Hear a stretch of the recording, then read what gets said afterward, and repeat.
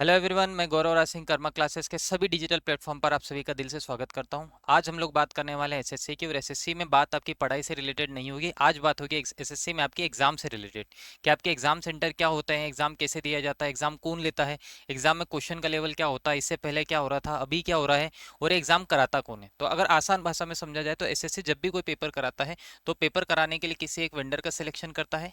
इसके लिए बिडिंग होती है, ठीक है, ठेका निकलता है। आसान भाषा में कहा जाए तो ठेका निकाला जाता है। 3-3 साल में ठेके होते हैं। इससे पहले जो पेपर हो रहे थे वो कोई और कंपनी करा रही थी, कौन करा रही थी वो भी हम लोग समझेंगे। तो अभी जो नया कॉन्ट्रैक्ट निकाला है, यानी नया कॉन्ट्रैक्ट जो बना है, वो हमें समझना है कि जो नई कंपनी आई है वो स्टूडेंट के भविष्य के लिए वरदान साबित हो रही है या उनके भविष्य के लिए अभिशाप साबित हो रही है। मतलब ये जो कंपनी है, क्या ये बच्चों का भविष्य बनाने का काम कर रही है या इससे बच्चों का भविष्य और खतरे में जाएगा। तो ये जानने के लिए पहले हम लोग ये समझते हैं कि सर इससे पहले एसएससी का वेंडर कौन था। तो इससे पहले हमारे एसएससी के वेंडर की अगर बात की जाए तो एसएससी का वेंडर था सर टीसीएस। टीसीएस का टेनर था 3 साल का। 3 साल के बाद इसके अच्छे काम देखते हुए एसएससी ने इसके 2 साल और एक्सटेंड कर दिए। मतलब पिछले कुछ सालों से हमारी जो एग्जाम हो रही थी वो टीसीएस ले रही थी। टीसीएस से बच्चों की क्या शिकायत थी और क्यों बदला गया, उसका रीजन हम लोग देख लें। तो टीसीएस से बच्चों की कोई शिकायत नहीं थी, सिर्फ एक शिकायत थी लेवल को लेकर, सिर्फ एक शिकायत थी लेवल को लेकर। टीसीएस के सेंटर बहुत बढ़िया थे, एग्जाम टाइमली कंडक्ट हो रहे थे, रिजल्ट टाइमली आ रहे थे, बच्चों के सिलेक्शन टाइम से हो रहे थे। मतलब बच्चों का एक फेथ बन गया था एसएससी में कि टीसीएस एग्जाम ले रही है, मतलब बराबर आपका टाइम से पेपर भी होगा, बराबर से आपका सिलेक्शन भी होगा, बराबर से आपको जॉब भी मिलेगी। बस एक चीज थी लेवल को लेकर। लेवल को लेकर क्या कहानी थी वो हम लोग समझ लेते हैं कि सर टीसीएस में सिर्फ एक बात ये हो रही थी कि 10th लेवल का पेपर हो, चाहे 12th लेवल का पेपर हो, चाहे आपका ग्रेजुएट लेवल का पेपर हो, ग्रेजुएट लेवल का पेपर हो, सारे पेपर का लेवल सेम ही आ रहा था।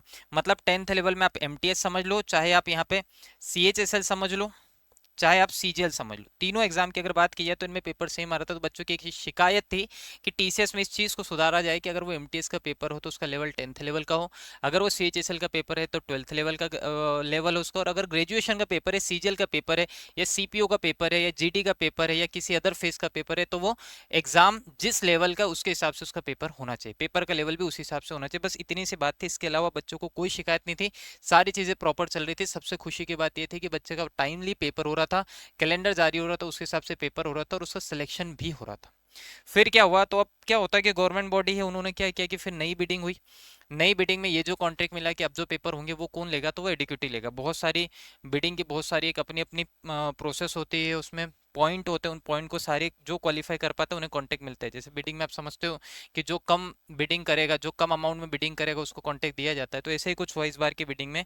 और जो हमारी अभी जो पेपर ले रही है उस कंपनी का नाम बन गया सर एडिक्यूटिव। अब जो पेपर आपके ले रहे हैं एसएससी के, वो कंपनी कौन सी है आपकी, एडिक्यूटिव। एडिक्यूटिव किस लेवल का पेपर ले रही है, क्या चीजें हो रही है, उन चीजों को हम लोग पहले बारीकी से समझते हैं, फिर इसमें क्या होना चाहिए उस बात पे हम लोग आएंगे। तो पहले तो हम लोग ये समझ लेते हैं कि भाई एडिक्यूटिव जब आपने पेपर लेना स्टार्ट किया तो क्या क्या चीज हुई। एडिक्यूटिव ने अपने हाथ में संभाला एसएससी को कि अब हम पेपर कंडक्ट कराएंगे, मतलब सेंटर अरेंज करने का काम, वहाँ पेपर कैसे होंगे, कंप्यूटर अरेंज करने का काम, सारी चीजें अब हम लोग करेंगे एसएससी में। सबसे पहले तो एसएससी में क्या हुआ कि जैसे न्यू कॉन्ट्रैक्ट हो, तो न्यू कॉन्ट्रैक्ट आने के बाद सबसे पहले चेंज हुआ एसएससी का इंटरफेस। इंटरफेस चेंज होने का मतलब ये हो रहा है कि अब आपके पेपर में अलग अलग टाइप के सेक्शन देखने को मिल रहे हैं। सबसे पहले तो मैं ये कहना चाहूंगा कि जस्ट नियरेस्ट आपका पेपर होने वाला था उससे पहले आपका इंटरफेस चेंज कर दिया गया। काफी बच्चे पुराने इंटरफेस से अपनी तैयारी कर रहे थे, उसे उसकी आदत हो गई थी। तो मेरे हिसाब से उन्हें कुछ टाइम ज्यादा दिया जाना था कि पहले आप प्रैक्टिस कर लो, मॉक टेस्ट आप लगा लो, कि आपको इस इंटरफेस की आदत हो जाए, फिर हम इस पे पेपर देने पे आ जाएंगे तो बच्चों को भी कोई समस्या नहीं होती। खैर उसमें भी कोई ज़्यादा दिक्कत नहीं, क्योंकि बच्चा आजकल सोशल मीडिया से या डिजिटल वर्ल्ड से जुड़ा हुआ है, तो उसे इंटरफेस से इतना कोई प्रॉब्लम नहीं पड़ा, वो पेपर दे रहा था। बट आज आज ही मुझे आज सुबह एक बच्चे का कमेंट आया कि सर पेपर में कुछ ऐसा भी हुआ कि जब सेव एज, मतलब जब हम किसी क्वेश्चन पे डाउट हो रहा है या फिर हम नेक्स्ट क्वेश्चन पे जाना चाह रहे हैं तो हम उसे सेव कर रहे हैं, नेक्स्ट सेव कर रहे हैं, तो कभी कभी वो क्वेश्चन पे क्या हो रहा है, वो कॉपी भी हो रहा है। तो वहां भी एक क्वेश्चन देखने को मिले कि नया जो इंटरफेस था वो उतनी अच्छे से काम नहीं कर पा रहा, मतलब उस पर प्रॉपर टेस्टिंग नहीं हो पाई थी। एडिक्यूटिव में और क्या चीज़ हुई, तो कुछ बच्चों के साथ एडमिट कार्ड इस टाइप से डाउनलोड है कि एडमिट कार्ड डाउनलोड होने के बाद आपके सेंटर ही नहीं आए, उन पे सेंटर आए ही नहीं। सेंटर नहीं दिया, बच्चा कहाँ जाके पेपर देगा, ये तो खुदा जाने भगवान जाने कि बच्चा कहाँ जाके पेपर देगा। शायद हो सकता है एडिक्यूटिव ने एलन मस्क से बात करके मार्च में उन बच्चों के पेपर ऑर्गेनाइज करवा रखे, वहाँ अरेंज कर रखो कि आपकी व्यवस्था वहाँ है, वहाँ आपको आना है। ठीक है। आप बोलोगे सर बच्चा पेपर देने इतनी दूर जाएगा, बिल्कुल जाएगा, क्यों नहीं, अगर आपका पेपर है तो आपको जाना पड़ेगा। अगली बात आती है यहाँ पे एग्जाम सेंटर की। ठीक है। अब आप बोल रहे हो ना सर मार्च पे क्यों जाएंगे एग्जाम सेंटर, मैंने तो नियरेस्ट भरा था, बिल्कुल आपने नियरेस्ट आपके सेंटर भरे थे। आपने जो आपका घर है उससे आपको 3 सेंटर फिल करना है। आपने पहला सेंटर भर दिया, आपका नियरेस्ट आपका होम टाउन भर दिया, ठीक है, एच टी मतलब होम टाउन भर दिया। अगला सेंटर जो था वो आपने 50 किलोमीटर डिस्टेंस में भर दिया। उसके बाद अगला जो सेंटर था वो आपने नियरेस्ट 70 किलोमीटर 100 किलोमीटर के डिस्टेंस में जो आपके नियरेस्ट सेंटर थे वो फिल कर दिए। बट एडिक्यूटिव चाहता था कि आप यहाँ पेपर नहीं दो। ठीक है, यहाँ पेपर नहीं दो, क्योंकि उनका मानना ऐसा है कि आप इतनी जल्दी पेपर दे के आप इतनी जल्दी आपको मुक्ति नहीं दी जाएगी, इतनी जल्दी आपको वैकेंसी में सिलेक्शन या पोस्ट नहीं दी जाएगी, आपको मेहनत करना पड़ेगा, आपको दिखाना पड़ेगा आप कितने कर्मठ हो। दिखाओगे कैसे, तो आप अपने पेपर देने जाओगे सर 500 से 700 किलोमीटर दूर, 500 किलोमीटर से 700 किलोमीटर दूर आपको पेपर देने जाना है। एक बात थोड़ा ध्यान से समझ लो, जो बच्चा कोर्स खरीदने से पहले 2 बार सोचता है या कोचिंग ज्वाइन करने से पहले 2 बार सोचता है कि क्या मेरे पेरेंट्स मेरी फीस अफोर्ड कर पाएंगे, क्या मेरे पेरेंट्स किसी शहर में मेरा रुकना अफोर्ड कर पाएंगे, जो बच्चा पेपर की तैयारी करने से पहले एक एक रुपए के लिए इतनी बार सोचता है, आप सोचिए कि वो 500-700 किलोमीटर अगर पेपर देने जाएगा तो उसे कितनी मुश्किलें होगी। कोई भी पेपर देने अगर आपको 500-700 किलोमीटर जाना है, नई जगह है, अनजान जगह है, पहले तो आपको 2 से 3 दिन पहले पहुंचना होगा वहां पे। पहुंचने के लिए आपके पास कम से कम 5-7 हज़ार रुपए का आपको एक्सपेंस भी लगेगा, इतने खर्चे तो होंगे ही होंगे। वहाँ के इन्वायरमेंट में आपको मिलना है। अगली बात फिर इसके बाद आप ये समझो कि बच्चा वहाँ जाएगा तो बच्चे के ऊपर पहले पेपर का बहुत प्रेशर होता है। ठीक है, पहले पेपर होता है कि मेरा किसी बच्चे के अगर 28 एज है तो उसका लास्ट अटेम्प्ट का थोड़ा सा प्रेशर है, या किसी के ऊपर घर की आर्थिक स्थिति का प्रेशर है, पेरेंट्स का प्रेशर है, कई बच्चों के ऊपर तो शादी का भी प्रेशर है कि क्या अगर इस बार नहीं हुआ तो फिर अगली बार सोचेंगे देंगे नहीं देंगे, शादी हो जाएगी ये हो जाएगी, बहुत सारी चीजें होती है। बच्चा इतना मेंटली प्रेशर में जाके पेपर देने जाता है, या फिर वो सिलेक्शन को लेके थोड़ा सा ज्यादा सजग हो जाता है, और इतनी दूर जब पेपर देने जाएगा तो आप समझो उसकी मेंटल स्ट्रेस क्या होगी, उसकी मेंटल हालत क्या होगी। ठीक है, बच्चा कितने स्ट्रेस में होगा, 500-700 किलोमीटर पेपर देने बच्चा अगर जा रहा है तो उसकी स्थिति क्या होगी, उसकी मानसिक स्थिति क्या होगी, ये बात आपको सोचना चाहिए थी। अगली बात देखो, पेपर सेंटर पे जाते हैं, चलो बच्चा 500-700 किलोमीटर पेपर देने चले भी गया, वहां जाके उसे ये पता चल रहा है कि जिस पेपर को आप देने आए हो सेंटर में कुछ अव्यवस्थाएं होने की वजह से आपका जो पेपर है वो आज कैंसिल कर दिया गया है। आपका जो पेपर है आज क्या कर दिया गया भाई, कैंसिल कर दिया गया, किसी और दिन पेपर होगा और ये हम आपको बता देंगे। ठीक है, कई बार तो ये सेंटर पहुंचने पे पता चला है, सेंटर पहुंच गए तब पता चला है, और कई बार रात के 12 बजे आपको मेल आया है कि आपका कल का पेपर नहीं होगा। तो अगर आपको कल पेपर देना है तो मेरे भाई आपको रात में जागना पड़ेगा, तब आप पेपर दे पाओगे।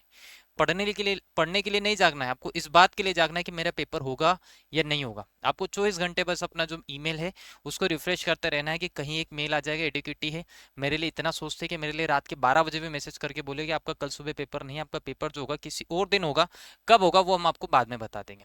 तो ये आपके साथ एक और दिक्कत आ गई, सर पेपर कैंसिल हो गए, बहुत जगह नोटिस लगा दिए कि आज आपका पेपर नहीं, आप वापस जाओ। बच्चा 500-700 किलोमीटर पेपर देने गया, पेपर नहीं हुआ, घर आ गया, घर आके पेरेंट्स को क्या बोलेगा कि मैं 700 किलोमीटर घूमने गया था, मजा नहीं आया तो मैं वापस आ गया।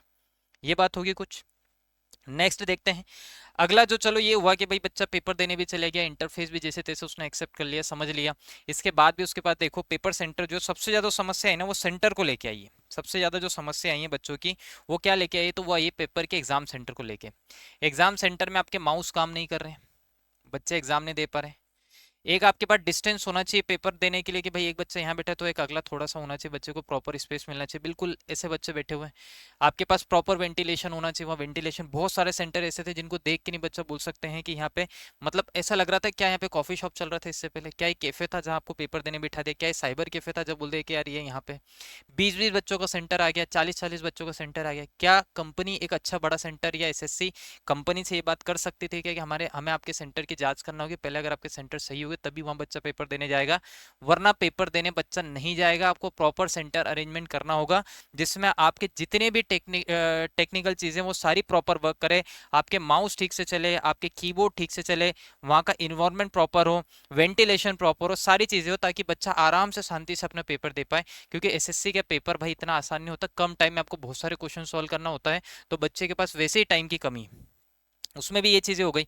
पेपर सेंटर पे जाने के बाद कई बार ऐसा हो रहा है कि 9 बजे का पेपर है, 11 बजे शुरू हो रहा है, टेक्निकल इशू आ गया, नेट नहीं आ रहा है, इलेक्ट्रिसिटी नहीं आ रही, बहुत सारी इलेक्ट्रिसिटी नहीं आ रही, आपको वहाँ पहले से अरेंजमेंट करना चाहिए, वहाँ इन्वर्टर होना चाहिए, सारी फैसिलिटीज होना चाहिए, टीसीएस भी तो ये सब सारी चीजें पहले से अरेंज करके रख रही थी, वहां तो कभी ऐसी दिक्कतें आई नहीं। 2 मिनट भी अगर टीसीएस में दिक्कत होती थी तो वो तुरंत उसको फॉल्ट निकाल के क्लियर कर लेते थे, कभी बाय चांस ऐसे आई तो वैसे टीसीएस में ऐसे कभी कोई दिक्कत आई नहीं। तो एक ही पेपर हुआ, अभी तो सिर्फ एडुकेटी ने हमारा एक ही पेपर करा है एसएससी फेज 13 का, और उसमें इतनी चीजें हो गई है। नेक्स्ट है क्वेश्चन सिलेक्शन पे अगर हम बात करेंगे तो इस बार का जो क्वेश्चन सिलेक्शन था इसको लेके बहुत ज्यादा हाइप बनाया गया है कि इस बार कोई चीज लीक नहीं हो सकती, कोई चीज रिपीट नहीं हो सकती, क्योंकि इस बार का जो पेपर निकालेगा, इस बार आपके पीवाईक्यू किसी काम में नहीं आने वाले, क्योंकि इस बार आपका जो पेपर निकालेगा वो कौन निकालेगा, एआई निकालेगा। कौन निकालेगा भाई, एआई। एआई आपकी एक कंपनी होगी जो आपके क्वेश्चन बनाएगी, और एआई जो है उन क्वेश्चन को रैंडमली सिलेक्ट करेगी कि आपके पेपर में कौन सा क्वेश्चन जाना चाहिए। ठीक है, ये बात तो एआई ने बढ़िया की फर्स्ट डे, है ना। किस दिन की बात करूं मैं, फर्स्ट डे, पहले दिन की बात करूं। पहले दिन उन्होंने क्या किया कि एआई ने बिल्कुल प्रॉपर रखा कि भाई जिस लेवल का फेस का पेपर है उस हिसाब से आपका इजी पेपर रखा है 50% पेपर जो था आपका इजी था। मॉडरेट पेपर रखा उन्होंने 30%, और बाकी का जो 20% पेपर था वो आपका कैसा रख दिया, वो रख दिया भाई टफ, 20% पेपर रख दिया। ठीक है, ये यहाँ तक तो लेवल ठीक था कि बच्चों को फर्स्ट डे ऐसा लगा कि चलो एआई ने पेपर सेलेक्ट किए हैं या क्वेश्चन अच्छे बने हैं, लेवल के हिसाब से बढ़िया पेपर थे। ये फर्स्ट डे तक की बात है। बट इसमें भी कुछ लूप होल निकल के, और वो क्या निकल के आए कि एआई ने जब क्वेश्चन सेलेक्ट किए, ये जिस कंपनी ने भी क्वेश्चन बनाए हैं उन्होंने सिलेबस को ध्यान ही नहीं दिया कि सिलेबस क्या है। एसएससी के सिलेबस में अगर प्रीलिम्स के सिलेक्शन की सिलेबस की बात की जाए तो उसमें कहीं भी स्टैटिक्स, मैथ्स के सेक्शन में स्टैटिक्स और प्रोबेबिलिटी नहीं होता है।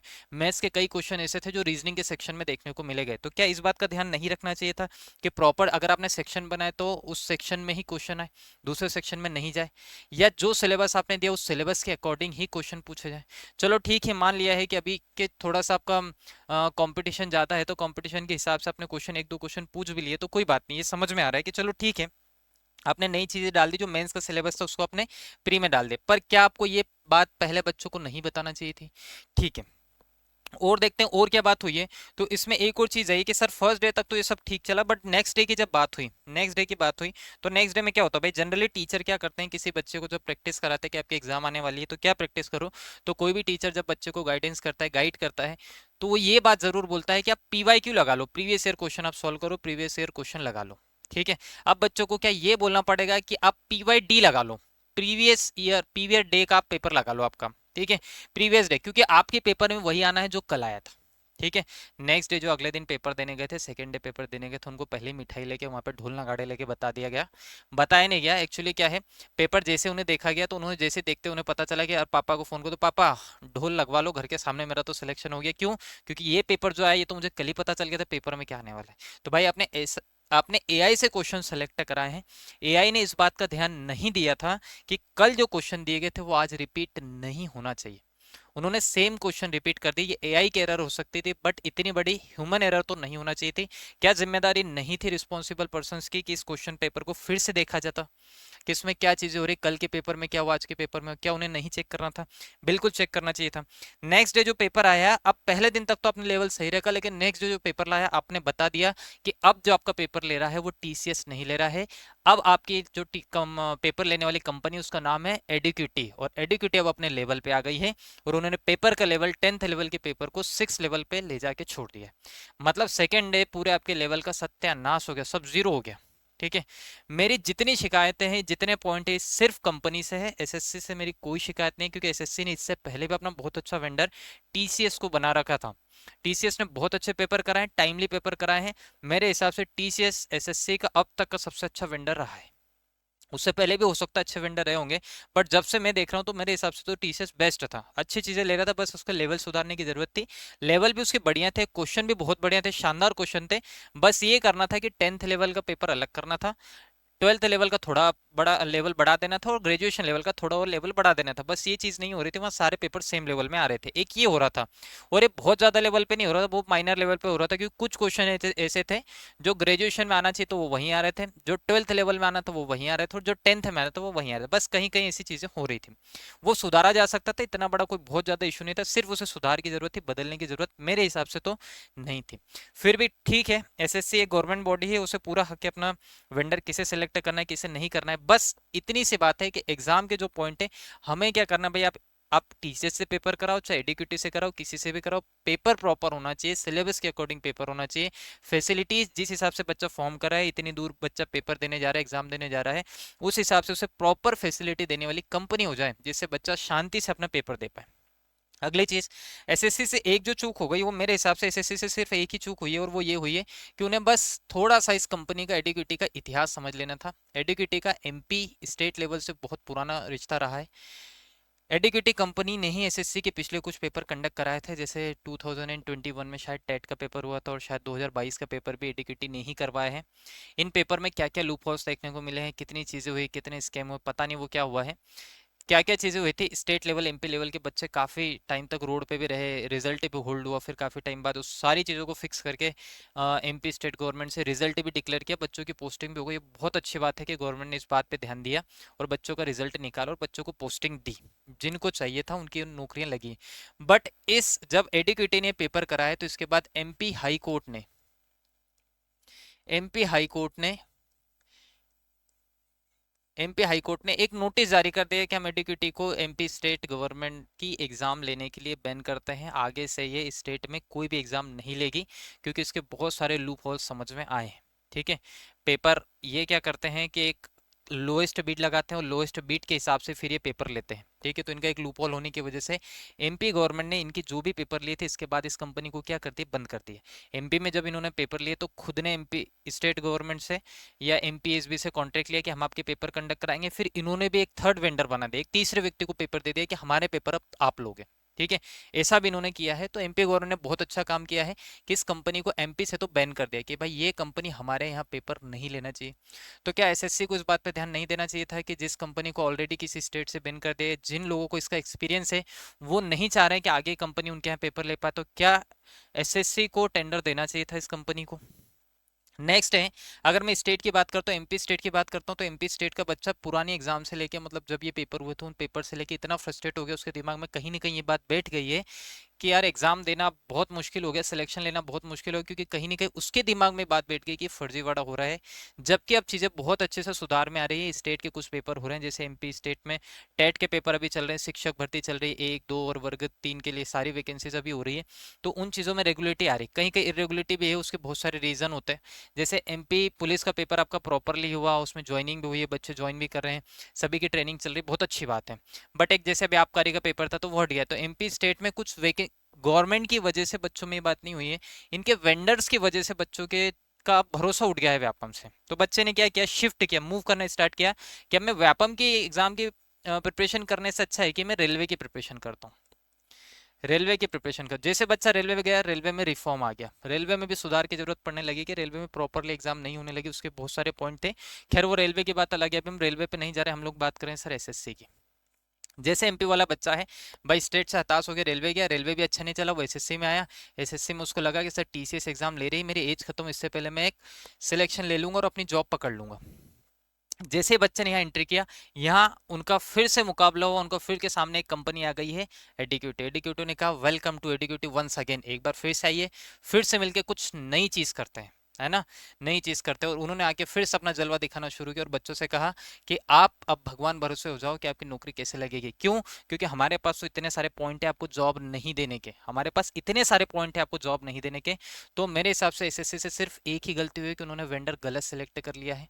एसएससी से मेरे हाथ जोड़ के रिक्वेस्ट है कि वो टीसीएस में सिर्फ एक ही चीज़ की सुधार थी, वो बहुत मामूली सा पॉइंट था जिसे सुधार किया जा सकता था।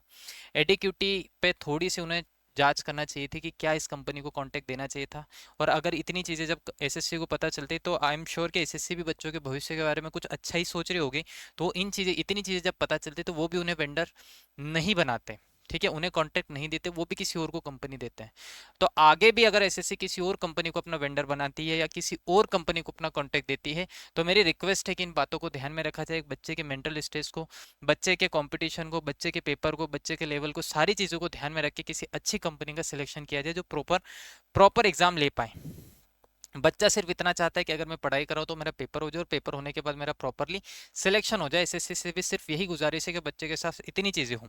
फर्स्ट ऑफ ऑल तो आप एडिक्यूटिव को हटा दो, इस कंपनी पे बिल्कुल भी भरोसा नहीं, फेथ नहीं, और जहाँ कंपनी पे भरोसा नहीं होगा तो संस्थान पे भी भरोसा नहीं होगा।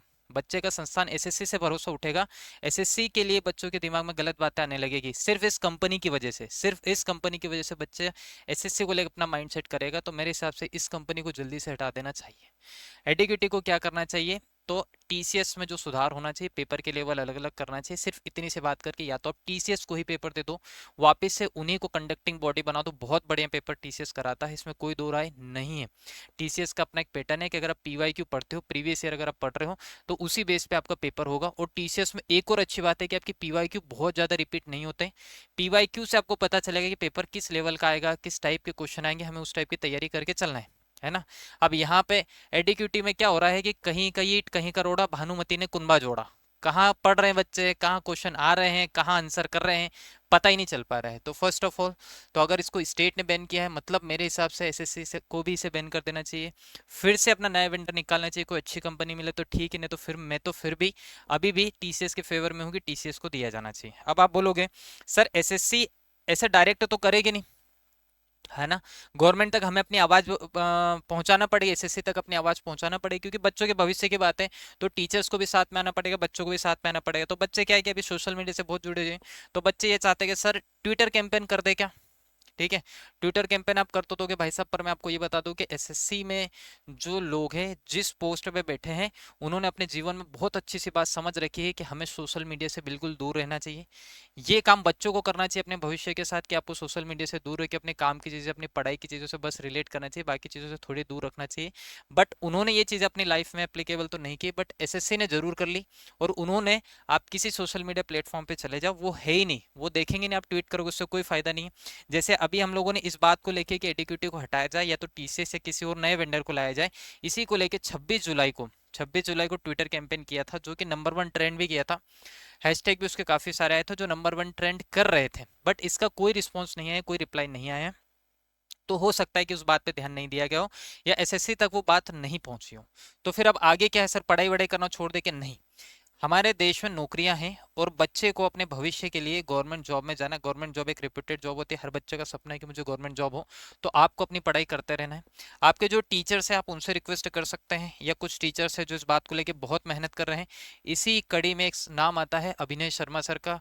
मैं उनके जज्बे को, बच्चों को लेके उनके डेडिकेशन को सलाम करता हूँ, कि जो इतना बड़ा कैंपेन कर रहे हैं, बच्चे के भविष्य के बारे में इतनी चीजें सोच रहे हैं।